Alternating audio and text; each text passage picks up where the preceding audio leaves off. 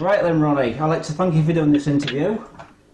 I hope you I'm good. I'm feeling good. You good? good, good, Feeling good. good these. Thank you. So what have Yeah. you been doing there? What's been happening in Denmark?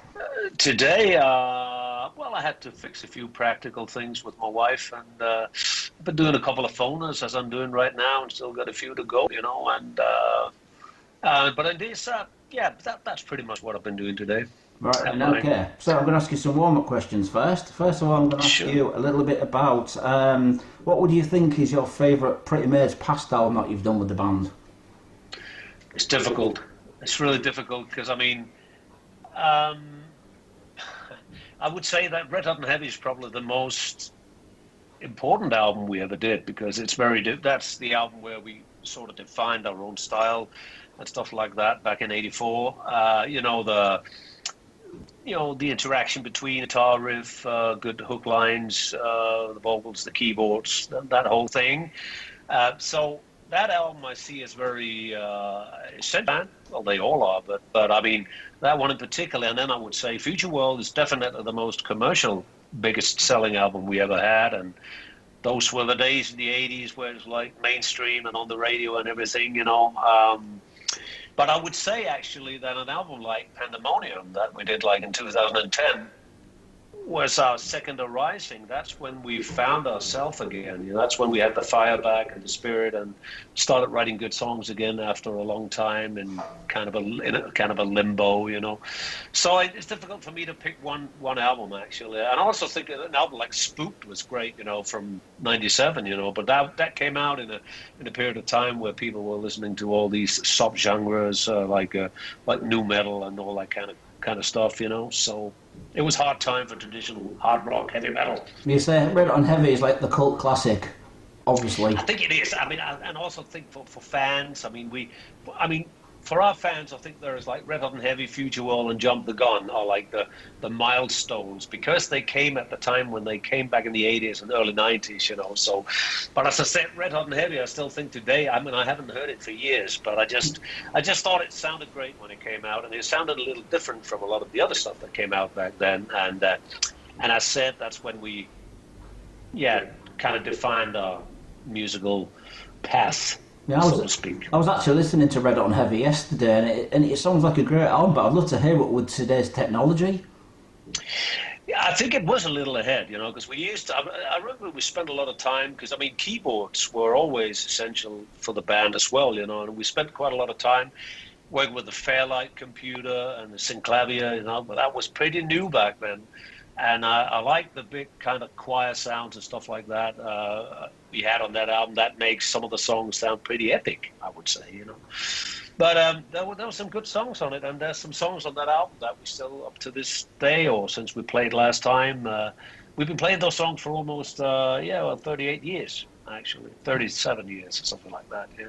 They're still on the set today. So what do you think it'd sound like if you re-recorded it with today's technology?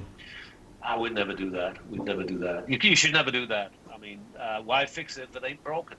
Yeah. I mean, you can never, you should never go and do that. Like we tried to do some re-recordings on the album called Louder Than Ever, but where we did some of the songs from what we called the grey years or the forgotten years, which was between '95 and 2002, from Scream up until Planet Panic. But it's not worth pursuing. I mean, we just realized that it's difficult to,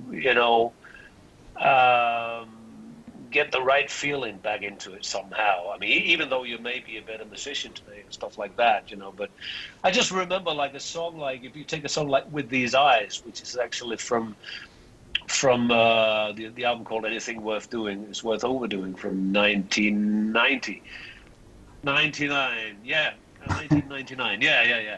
And we did that. We did try to do a re-recording on it, but I don't think it ever worked because I love the atmosphere and the feeling that there is on the original version, and you can't do that again. You don't get that feeling back again. So no, I would never do that. Never ever. Right. It's not going to be with me anyway. Right. Okay. So Future World, is that the most successful album that you've done? Would you say? And it's definitely the biggest selling album we did, But as I said, it also came at a time in '87, hard rock and heavy metal was mainstream. And we got played on MTV, we were on heavy rotation with two singles, Future World and Love Games. And it was a different time. I mean, it was, so there, that was a big seller. And that was like the major breakthrough for us, and particularly in Germany and places like that, Red Hot and Heavy opened up a lot of doors, and then, Red Hot and Heavy kind of, sold in the tail of Future World, so to speak. But yeah, Future World is the most commercial successful album we ever had. Right, then Red Hot and Heavy was covered, a couple of bands covered some of the songs from that album, like Arch Enemy and Hammerfall. What do you think of the versions? I don't know. I don't want to put those guys down, man. I know all the Hammerfall guys did. I think it's great. I think it's great when they do that, because it's kind of a cadeau to you. They pay homage to a band that they grew up with, that inspired. I know for a fact that the Hammerfall guys grew up with an album like Red Hot and Heavy was part of their youth, and we're a little bit older than they are, but and I guess I know Michael Amott from Arch Enemy grew up with Pretty Maids as well, as a Pretty Maids fan. I used to be a Pretty Maids fan. I just know it from, I never met him actually, but I just know from Jacob Hansen, who just did Arch Enemy. And so, I mean, I'm thankful. I mean, it's cool that other bands appreciate some of the stuff you've done, so that's nice. Have you heard the back-to-back song by Arch Enemy? Have you actually heard it?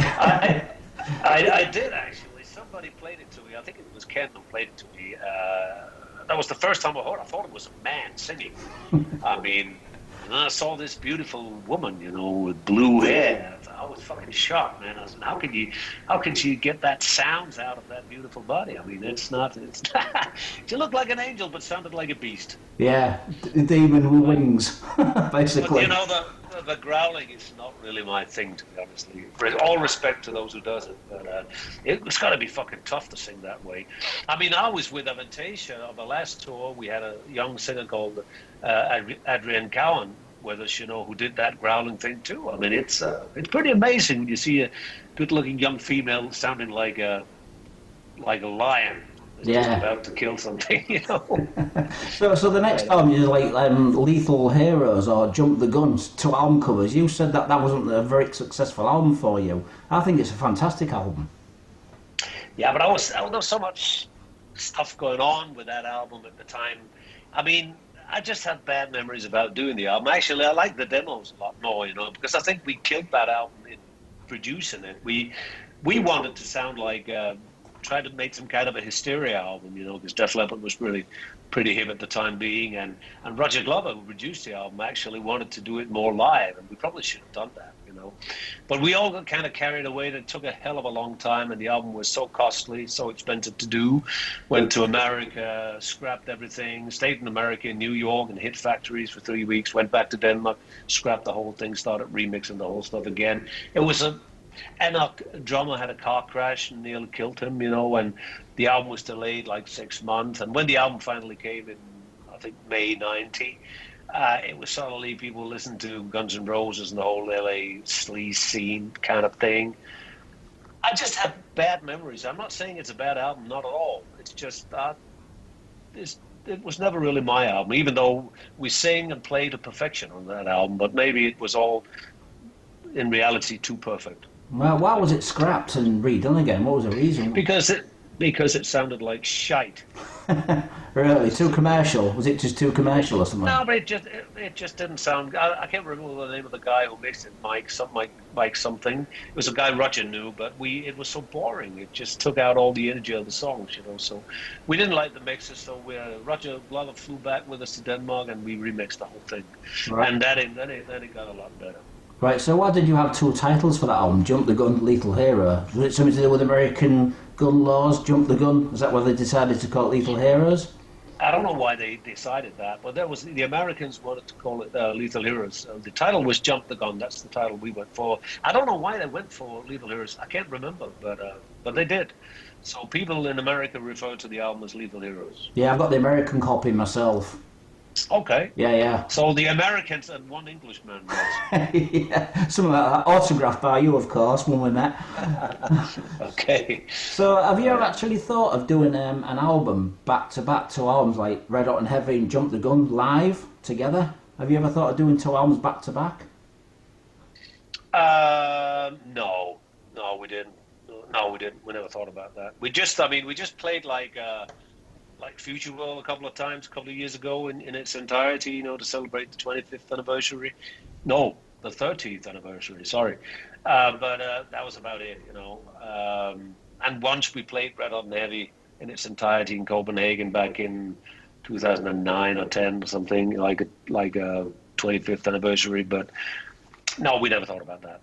Because you always do Christmas concerts in Copenhagen. Because I've been to one, as you know, with Hammerfall. Is that something that you always do every year, Christmas gig?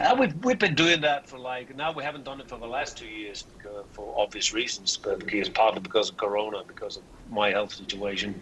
But we've been doing that by coincidence since 2006, 7 or something like that. It just became like a tradition.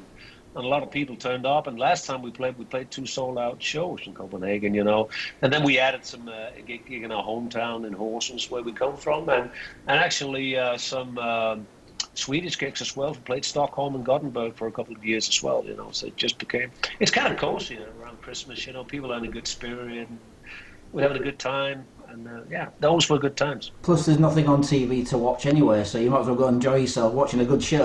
Yeah, why not? Why not?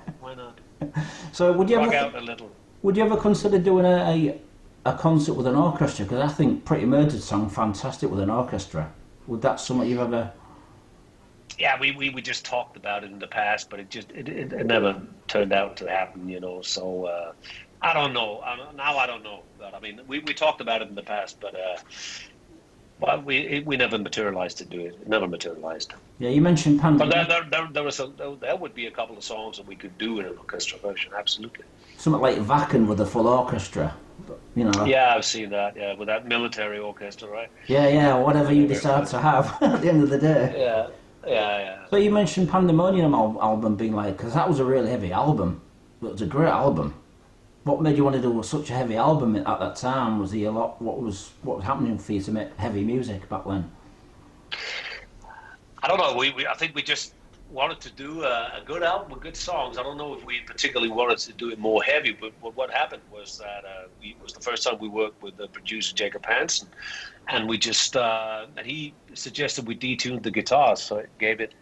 I think that in itself gave it a heavier approach, and it was great doing it, because it turned out to be a great album, and there's some really good heavy songs on that album. But I think it's a coincidence. I don't think it was anything we particularly planned. The thing is that we always set out to do 10, 12 songs, good songs, whether they're Pandemonium-like or they're Little Drops of Heaven-like, whatsoever, But as I said, Pandemonium is absolutely one of the best albums we ever did.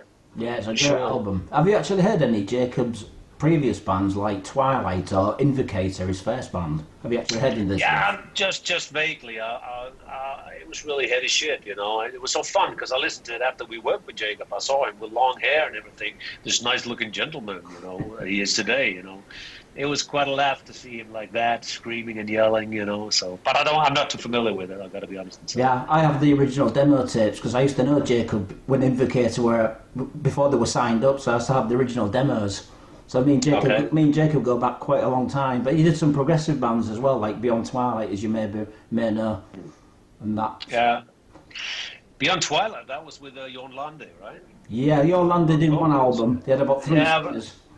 I know that one. I know that that's an album. I know a couple of songs where Jon is singing on. Yeah, but apart from that, I don't really know. Right then, so let's talk about your new album then, your solo album. Why did you decide to call the album One Shot? Was there a reason for calling the album One Shot? Basically, I mean, of course there can be different reasons for that, Well, first of all, I mean, One Shot is about, the message is that because I was in the situation I was in, we have one shot in life, and that's basically what it is. So it's actually meant positive because... don't save the best for last, man. Live here, right here now. Seize the day. Carpe diem, that's the message of it. Of course, a lot of people would interpret it as I have maybe one shot, to do something on my own before I eventually passed away. But who knows? I don't know. I could be run over by a truck tomorrow. We all could, Yeah. But the positive message is in general, we only have one shot in life, in this life. I mean, maybe this life is a stepping stone to the main prize. I don't know. But it's something I'm thinking about. Right. I have to. Yeah. Did you ever think of any other titles for this album? Was this the first title you had? No, it was just kind of. Of course, I thought about titles, but I just think this was the best title, and I thought that it actually pretty much did fit the theme of the album, which is pretty personal, emotional, reflecting, bit melancholic, maybe, but it's actually meant positive. Right. So, how is your health these days, Ronnie? How are you feeling these days? I'm feeling okay. I'm feeling good right now. I mean, I'm still in treatment. I'm still getting immune therapy, and so far the cancer has been at ease now for it's been solid for like a year. The diagnosis is still the same it was a year ago, and a year ago I wasn't even sure whether I would be alive to see this album see the light of day. To be honest, I'm not saying this to sound dramatic or anything, but that is the truth. So it's pretty odd sitting here a year on, just got the album out, had a fantastic reception so far, great reviews. Of course, it makes me happy, but I never really thought in commercial terms at all about this album. I did it. And Sorry, we broke up then, Ronnie. Here we are. We broke up then. What did he say? Say it again. We broke up then. What did he say? We lost the signal. What did he say then? Sorry. About what? Because I didn't get you. About what question are you talking about? I didn't get the last bit you said just then. You mentioned something. Well, I just said that it's weird to say, to be here today, because I said I wasn't actually I didn't know whether I'd be alive or not, or I'd be very sick, when the album came out, So, I mean, I'm just happy to be here, like a year on, and the cancer, is at ease, and I'm feeling good. But as I said back then, I wasn't even thinking in commercial terms, Yeah. And now the album is out, having great reviews, great reception from the fans. I can see that on the social media and stuff like that. So I'm happy. And I take every day as it comes, I'm just happy to wake up every day and happy to feel good. You never know. The diagnosis is still the same, but I feel good. Yeah. Is your voice in good shape then still? Your voice, are you still in vocal voice? Absolutely. I mean, my voice is as good as ever. I mean, it's been the last 10, 11 years anyway. I've been on a roll. My voice has been better than it was maybe 20 years ago. I don't know why, but it's just been good singing wise the last couple of years. And when in 2019, when all this happened with my cancer, I just did like a 3-month tour with Avantasia. We did a lot of festivals with Pretty Maids and Avantasia in the summer, and then all this shit happened. And I was at the top of my game singing wise, actually. So, and then I had a period last year of 3 months between January and March last year where I hardly could sing because my lung tissue was damaged and I was coughing a lot. So I was really, I really thought, will I ever be able to sing, give it a full throttle again, but I did. So great. So the album's produced by Jacob. Obviously, you've got Jacob you've got a lot of trust in Jacob doing the albums for you. No, he didn't produce the album. The album was produced by Chris Laney, who I worked with on this album. Chris, yeah. Yeah, but Jacob Hansen mixed it, and I did all the vocals with Jacob Hansen, and I felt comfortable working with those two guys on this. It's like I knew Jacob. He knows me. I know Chris. He knows me. So they both knew what I wanted to achieve from this. So, and they both did a great job. I mean, Jacob Hansen is absolutely great at mixing, and Chris Laney did a fantastic job producing this. I mean, kept being the string master, so to speak, in this, getting all the stuff together and stuff like that. Right then, because Chris is in your band anyway. With Pretty Maids, has been with you guys for a few years now, hasn't he? So obviously you've got to know him better. Being in Pretty Maids, playing guitar and keyboards. Yeah, but I mean, I've been speaking. Chris has been with me in all this since I got sick and stuff like that, you know. So, and we hung out well on tours and stuff like that. I never heard about Chris until 5 years ago, actually, to be honest. Like, apparently, we met at some festivals, but I don't remember that. But yeah, he's just an easygoing guy, man. He's a lovable bloke, and you know, beautiful soul, and it's got a good set of ears. So, Good, great. It's very smooth working with him. Right, so you've got Alan, the old drummer, playing on this album. Mm-hmm. And which Alan's back in Pretty Maids? Because a lot of people are confused because you both called Alan, and the one was in Narita and Royal Hunt, and the other one. So you got in the band now then? Now we got a third Alan coming in now. No, I'm joking. No, it's actually Alan Sorensen left the band in 2019, you know, for personal reasons.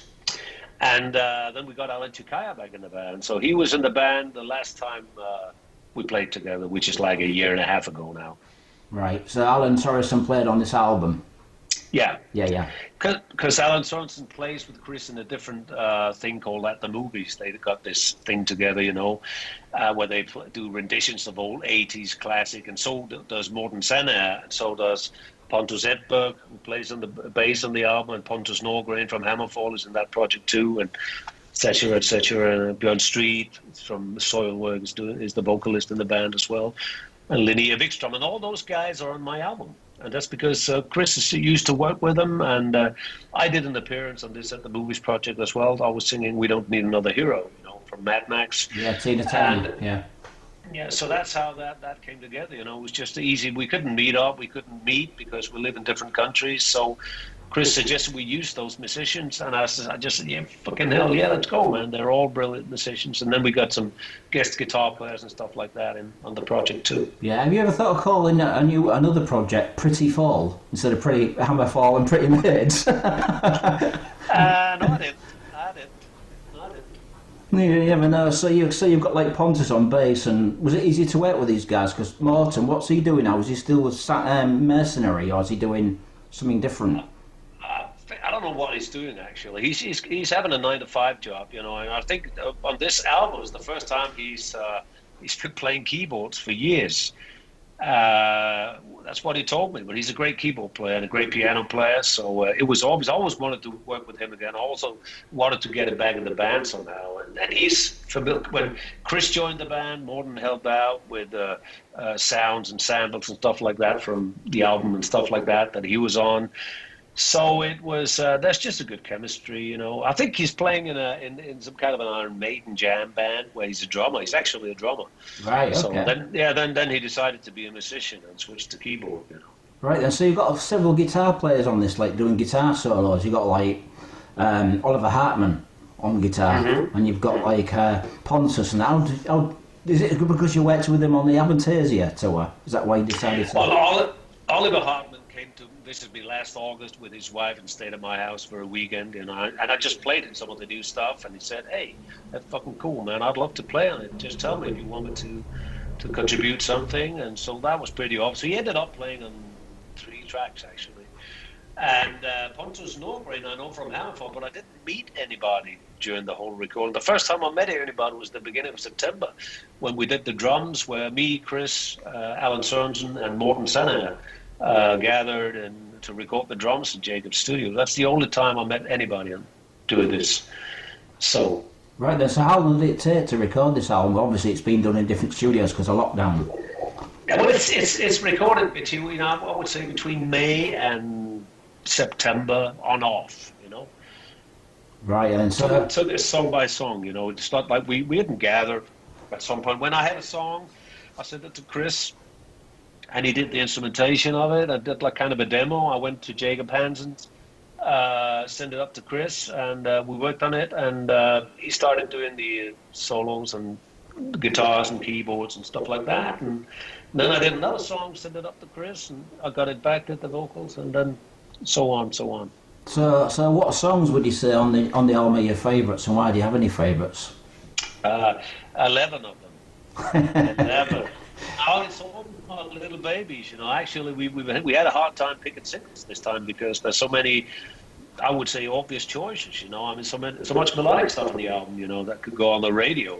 It could go on the radio if it wasn't for the fact that on d.a.d's radio they only play fucking rap music and R&B shit, And if you don't use a melodyne when you sing, you don't have a chance to get any airplay. We just got one rock station here. They play the album. But my favorites on the album would be probably One Shot, the title track, is one of my absolute favorites on the album because it's just something special to me. I like the atmosphere of the song, the vibe of the song, and I like the message of the song. But I think composing-wise, the song was written on the piano, and you write differently when you write on the piano, and it just inspires you in a different way. And I'm really happy with that song. But basically, I can't pick it. There's not a bad song from my perspective. There's not a bad song on the album. But I have to say that. But that's how I feel. Yeah. Did you write all the songs yourself, or were they co-written with Chris? No, I wrote all the songs except "Frequency of Love" was written between me and Chris. Wrote in 2018. He had the music for it, and he played it for me and said, "Hey man, would you have an idea for this?" I just sang the idea in one go. And that was easy, but we didn't meet at all during this. So I had all these ideas, and I was writing a lot at the time. I sent it off. Of course, he had his input. He helped me glue the whole thing together, and he played a big part of arranging the stuff. He had his little bit in with a few places and stuff like that. But the lion's share is absolutely mine. Right then, so how would you compare this album compared to the Nordic Metal album that he did? Nordic Union, sorry, he did the Nordic Union and this. Would you say it's very similar in styles? Is it? I'm asking you. I don't know. I don't know. You're asking me. I think it's got a little bit of similarity to Nordic Union, definitely. It probably has. I mean, the thing is, some people say also some of the stuff sounds like Pretty Maids, but I mean, when I'm singing on it, I mean, I was the vocalist in Pretty Maids and Nordic Union, so I think it's pretty obvious, that's what people hear. I don't think it's so it's close to some of the Nordic Union stuff. I mean, Eric Martinson is writing great songs. He's a melodic rock writer as well, so I think that's just, I don't think it sounds like Nordic Union, I got to say that, but of course, it's both projects are melodic. Right then, so have you only done one promotional video at the moment? Are you doing any more songs for this album? Well, so far we've done 3 promotional videos, right? I might do another one, yeah. Right. I haven't decided which one yet, and we might do more. Let's see what happens. Yeah. So what's the press and the fans' reaction for this album? It's phenomenal. I mean, it's amazing. Such a great reception. I mean, today I'm number 1 in Denmark, best-selling artist of the physical sales in Denmark. Number 2 in Sweden, number 19 in Germany, and in America, even on Billboard. I mean, we're not talking the same sales in the 80s, but I mean, that's equal for everybody. So, but the reception is totally overwhelming, and the response I have out on the social media is fantastic. So I'm really, really grateful. I'm happy, man. I'm really happy about the result, and I'm happy people like it. Brilliant, thank you. So when do you think you'll be actually doing a tour for this project once lockdown has eased? Do you have you discussed anything of doing like a tour if your health lets you? Well, that right now is first of all, it's difficult for me to plan anything because of my situation health-wise. If there were gigs this summer, I probably would, but nobody knows. I don't seriously think there'll be any serious big. I don't think there'll be any festivals. I don't think there'll be any huge concerts in Denmark this year, to be honest. Unfortunately, because everybody's starving to go to live concerts and get some rock and roll. But this goddamn fucking virus, it's like coming in a third wave now, and countries opening up, and then they're on a lockdown again. I think it's very unpredictable to say. I don't hope I'm right. Yeah. But I'm afraid I am. Have you had the vaccination yet, Ronnie? Have you had your vaccination? I'm getting my second dose tomorrow, as a matter of fact, because of my health issues and my lung tissue is fucked up, So I had the first one 3 weeks ago, and I'm getting the second one tomorrow, and that's good. So go back to your question. I don't know. It's totally unpredictable, partly because of my health situation, and then because of the COVID-19 thing. Yeah, it seems to be quite bad in Europe at the minute. This COVID, especially places like France and Germany. Yeah, and Italy and Poland and Norway, Sweden, it's not good. No. You never know. It's a bit like one step forward and 2 steps back. Just as you think now things are opening up, and then we get another setback somewhere, you know, and then it spread like rapid fire. Very frustrating for you being a musician, obviously. Absolutely.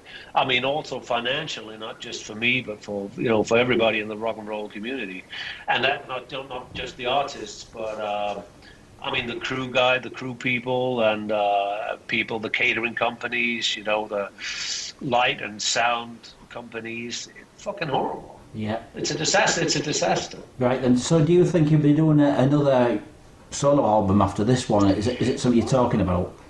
Well, all I'm doing, Ron, I'm writing songs. I still got tons of ideas. I've got a lot of ideas I didn't use for the last album, and I'm writing new stuff. So I would say we haven't decided yet or anything like that. I mean, this album just came out, but I mean, there's not really anything else I can do but write. Yeah. So I'll keep doing that, and then see, maybe I'll record it, and maybe there'll be a second album. I can't see why not doing it. No. But let's see. I haven't made any final decisions about that yet. And the same with Pretty Maids. Obviously, they'll be ready to hit a new album very soon. I don't know. There's no plans at all. Yeah. We haven't seen each other. We split over Europe, and we haven't seen each other in a year and a half, actually. So it's not the cost. We had a brand new album out called Dress Your Madness. Yeah. That we never toured with, and financially, there's not that a hell of a lot of money unfortunately, in recording music today, because of the streaming thing and stuff like that. So where the money is out on the road, where you can play your music for people and sell some merchandise and stuff like that, you know. So a new Pretty Maids album is not in the cards. Yeah, I'd like to see you play England again, because you haven't played England for many years. That's true. It'd be nice to see you come back. But anyway, Ronnie, I'd like to thank you for doing this interview. I wish you a very healthy evening, and I hope you're well. Thank you, Jason. Yeah. Thank you very much. Nice talking to you. Take care, and hope the job goes well for you tomorrow. Thank you, man. And I hope so. I'm always here as a Pretty Maids fan, as a journalist, so if you need me for anything, just give me a shout. I will. Okay, send my regards to the band. Take care, Ronnie. I will. Bye-bye. Bye-bye. Take care. Bye-bye. All right, bye-bye. Bye.